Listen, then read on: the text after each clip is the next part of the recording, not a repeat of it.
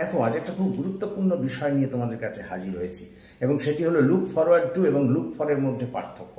অনেক সময় এই দুটির ব্যবহারকে কেন্দ্র করে তোমাদের মধ্যে একটা কনফিউশন দেখা দেয়, কোনখানে কোনটা ব্যবহার করব, লুক ফরওয়ার্ড টু না লুক ফর, তোমরা বুঝতে পারো না। আজকের পর থেকে আর কিন্তু সেই সমস্যা থাকবে না। দেখো, লুক ফরওয়ার্ড টুর অর্থ হলো ভবিষ্যতে ঘটতে চলেছে বা কাছাকাছি ঘটতে চলেছে এমন কিছু বিষয়ে আনন্দ প্রকাশ করা, অনুভূতি প্রকাশ করা অথবা উত্তেজনা প্রকাশ করা, সেক্ষেত্রে কিন্তু লুক ফরওয়ার্ড টু। যেমন মনে করো, I am looking forward to the weekend, বা মনে করো he is looking forward to the concert. কথাটা বোঝার চেষ্টা করো। কিন্তু লুক ফর কথাটার অর্থ হলো কোনো বিষয়ে খোঁজা, বা কোনো কিছু হারিয়ে গেছে সেটাকে খুঁজতে চেষ্টা করা, বা কোনো কিছু বিষয়ে অনুমান করা বা আশা করা, সেক্ষেত্রে হবে কিন্তু লুক ফর।